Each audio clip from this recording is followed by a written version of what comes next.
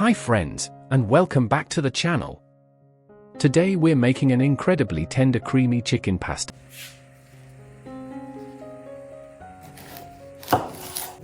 Let's start with a little prep. We finely chop the onion and measure out all our spices ahead of time: salt, Italian herbs, and black pepper. When everything's ready to go, cooking becomes pure pleasure. And here's the real secret of this dish. We take the chicken fillet straight from the freezer and grate it on a coarse grater. Why frozen? While it's frozen, the meat is firm and holds its shape, so it turns into a fine, even mince. No meat grinder, no food processor needed. I'll be honest with you, it's not exactly effortless. Your arm will do a bit of work. But if you want a fine, tender mince and you don't have a grinder on hand, this is a great little trick. Now for the trick that keeps the mince loose and crumbly. We pour a little cold water into the pan and add our grated chicken.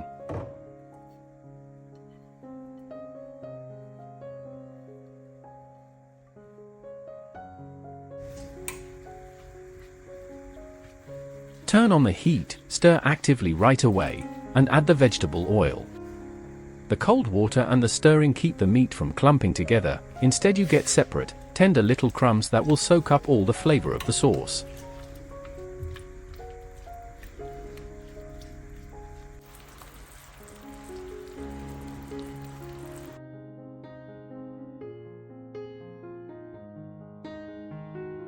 Once the chicken turns crumbly, we add the chopped onion and a knob of butter, and lightly fry it. The butter brings a soft, creamy taste.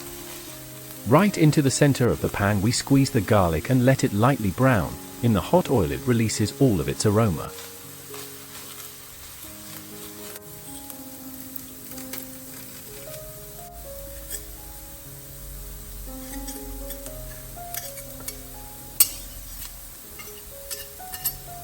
Then in go the spices, salt, black pepper, and Italian herbs, and they come alive in the heat too.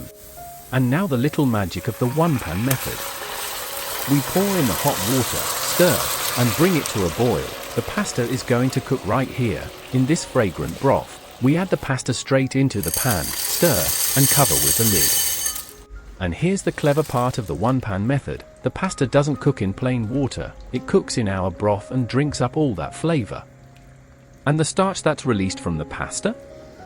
We don't drain it away, it stays right in the pan and naturally turns the liquid into a thick, silky sauce. Cook it for as long as the package says, usually around 10 minutes, stirring a couple of times so the heat and moisture spread evenly. By the way, this is exactly why these one-pan pastas are so loved: fewer dishes, and more flavor, because nothing tasty ever goes down the drain. Once the pasta is ready, we take off the lid and, on a heat just above medium, let the excess moisture cook off, so the sauce is rich, not watery. And only now do we pour in the cream, stirring actively. The cream joins with the starch, and the sauce becomes thick and creamy right before your eyes.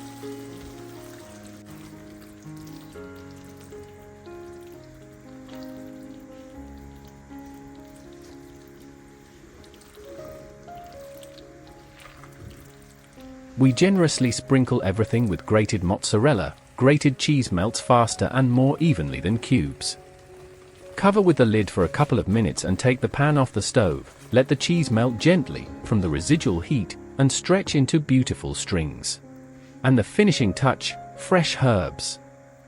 We add them right at the end so they stay bright, green, and fragrant. Add them too early and they lose their freshness.